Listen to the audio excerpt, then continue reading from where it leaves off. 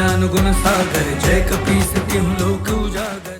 केसरी नंदन के मुख से माँ का उच्चारण सुनते ही अंजना भावुक हो गई। महामना सुमंत्र जी वानरराज केसरी के पास एक शुभ समाचार के साथ आए। उन्होंने महाराज दशरथ के पुत्रों के नाम भी बताए। जैसे ही राम नाम की गूंज हनुमान लला के कानों तक पहुंची, उनके शरीर में एक अद्भुत विकास होने लगा। आपने तो कहा था कि आपके पुत्र का जन्म अभी कुछ ही दिन पहले हुआ है, तो फिर ये बालक तो हमारे पुत्र पर भगवान भोलेनाथ की विशेष कृपा है, इसीलिए ये अद्भुत है।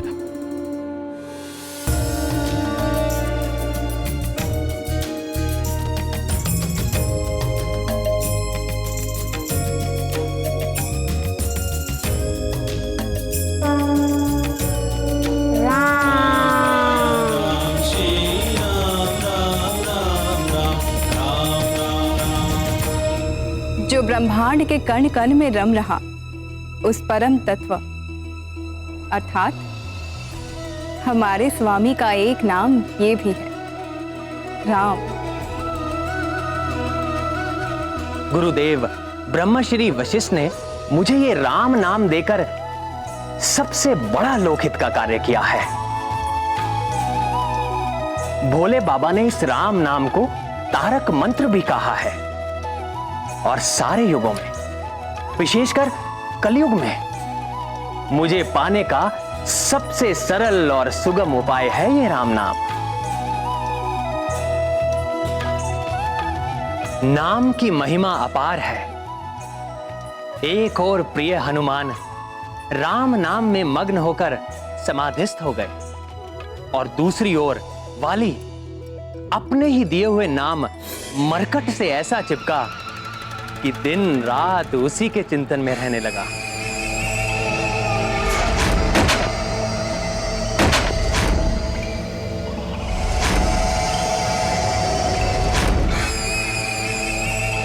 किन विचारों में मग्न हो भैया?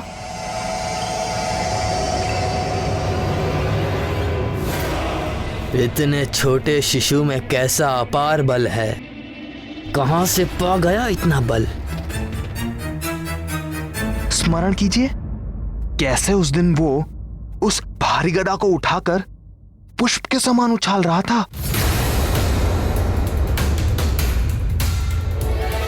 वो तो एक ही गदा उछाल रहा था, किंतु आपकी तो एक गदा दो के समान है। आपका बल तो अतुलनीय है भैया।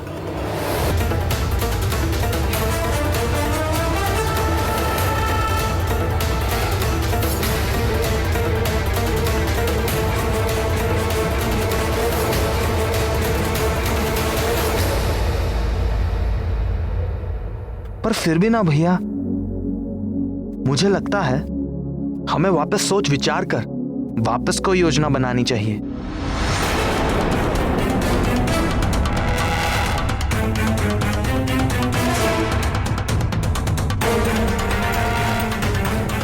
तुम कहना क्या चाहते हो सुग्रीव? स्पष्ट कहो।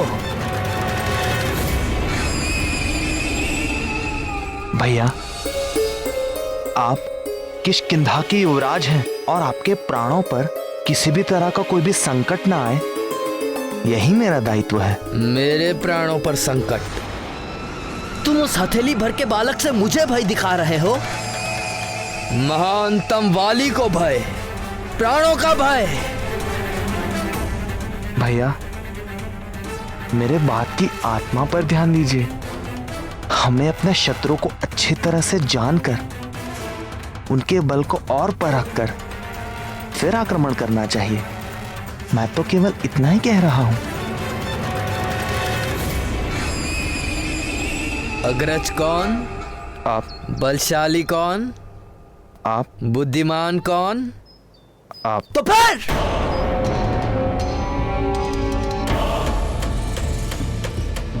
मैं महानतम बहुत अच्छी तरह जानता हूं कि किसी भी शत्रु को दुर्बल नहीं समझना चाहिए। मैं महानतम बहुत विचार कर इस निर्णय तक पहुंचा हूं कि हमें उस मरकट को अच्छी तरह जानकर उसके बल को परख कर ही उस पर आक्रमण करना होगा।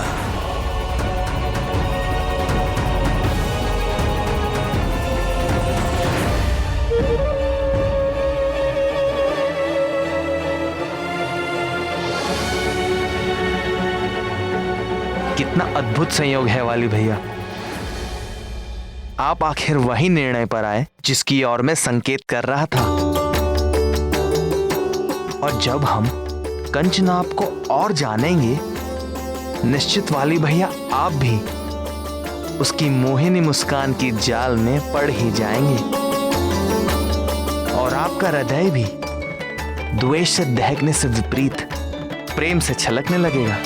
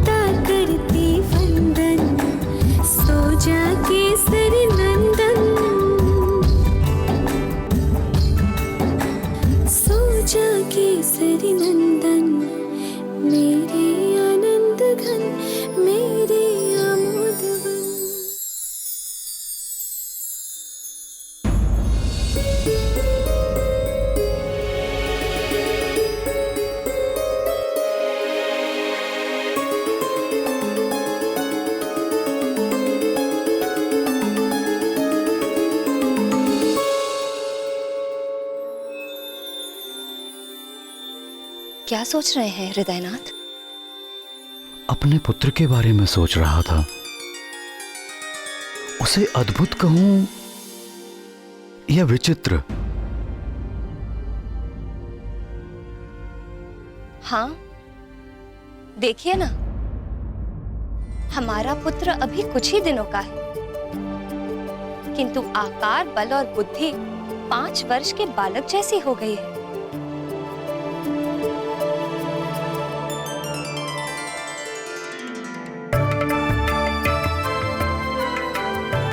अरे हाँ, ये बताइए, सुमंत्र जी ने क्या नाम बताए थे महाराज दशरथ के राजकुमारों के? सबसे छोटे शत्रुघ्न, फिर लक्ष्मण, फिर भरत और सबसे बड़े पुत्र का नाम राम। राम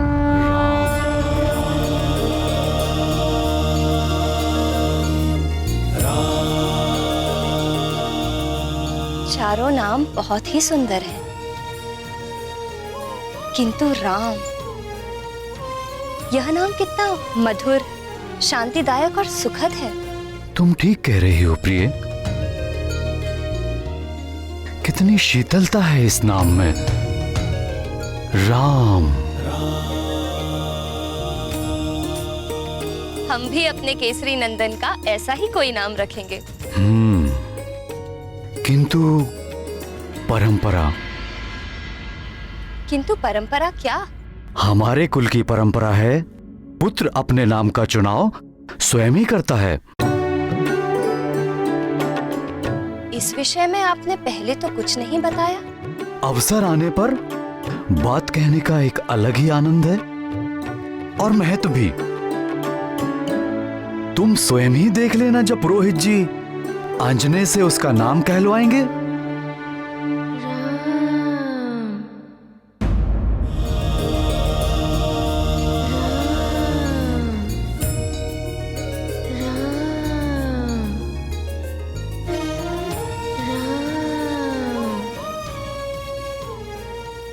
प्राण वल्लभ, क्या आपको भी यह सुर सुनाई दे रहा है? हाँ, कोई राम नाम का जाप कर रहा है।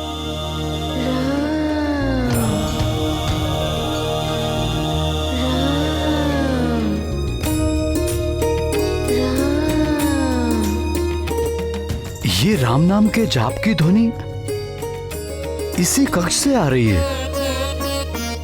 परंतु इस कक्ष से कहां से?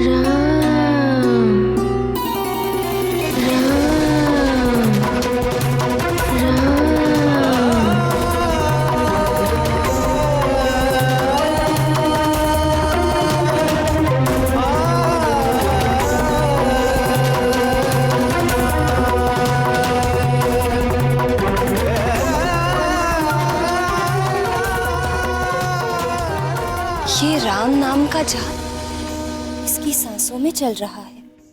राम।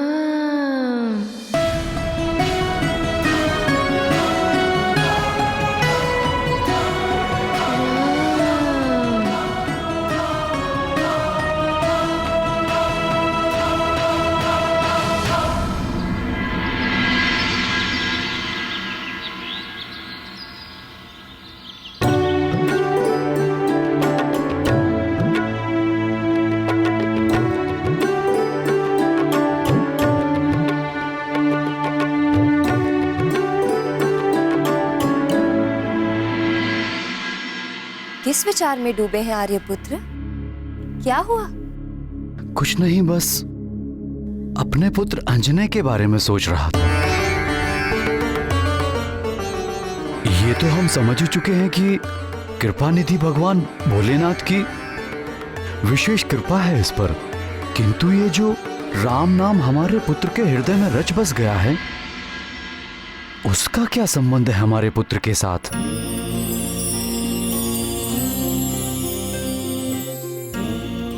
देखो, नींद में भी राम नाम सुनकर कैसे आनंदित हो रहा है।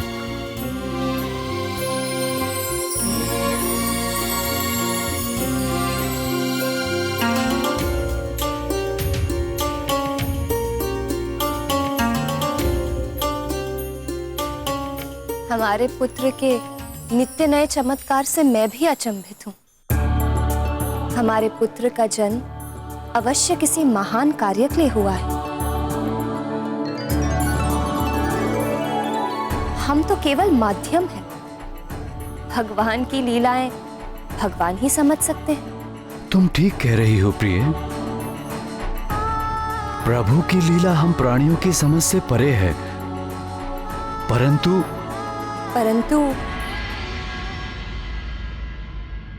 क्षमा कीजिए आर्यपुत्र, आप पिता पुत्र के चक्कर में मेरी पूजा में विलंब हो गया। हाँ, देखो ना, बातों बातों में समय का पता भी नहीं चला। मैं भी चलता हूं।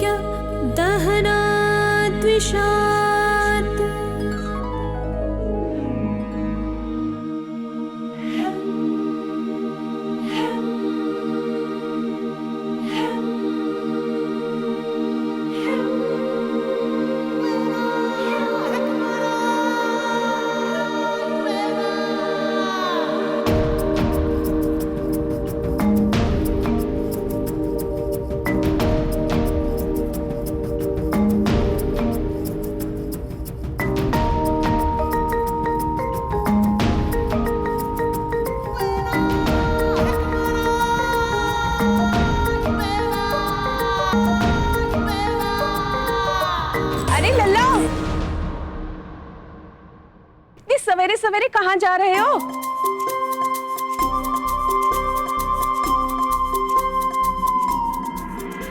अरे अरे रुक जाइए लल्ला, अरे रुक जाइए।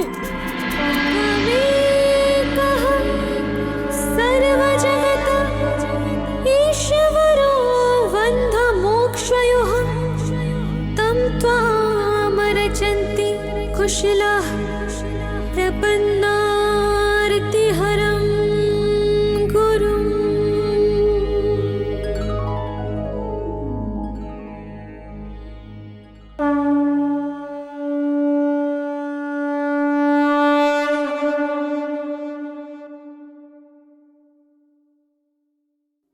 आंजने को आने दीजिए दाई माँ। बिना इधर देखे महारानी को कैसे पता चल गया कि माँ हूं मैं इसकी, और एक माँ मन की आंखों से सब देख लेती है।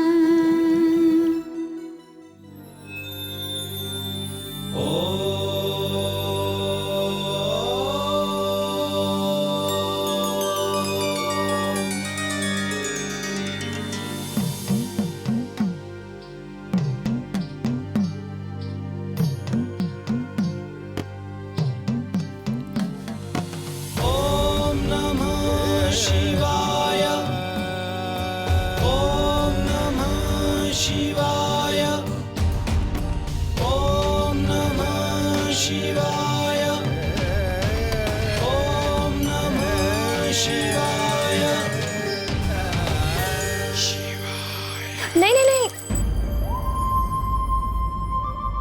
स्नान किए बगैर भगवान को जलाभिषेक नहीं कर सकते।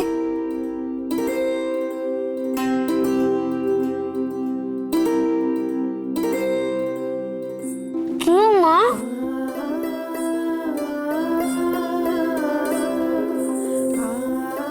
क्योंकि भगवान की पूजा करने के लिए शरीर शुद्ध, वस्त्र धुले हुए और मन निर्मल होना चाहिए।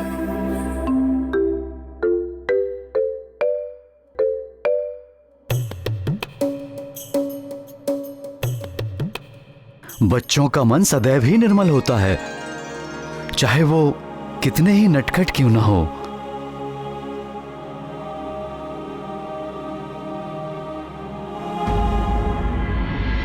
बचपन भी कितना भोला होता है। बचपन भोला अवश्य होता है, किंतु बुद्धिहीन नहीं होता। अर्थात अर्थात केसरी नंदन के भोलेपन और नटखट लीलाओं पर मत जाइए आप लोग। इस भोलेपन के पीछे छिपी बुद्धि बड़ी तेज है।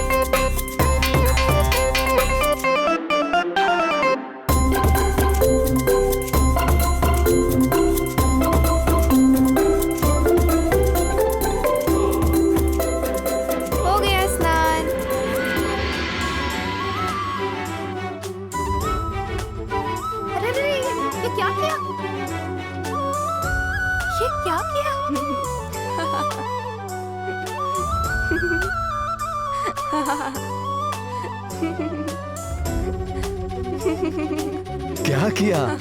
स्नान कर लिया हमारे पुत्र ने।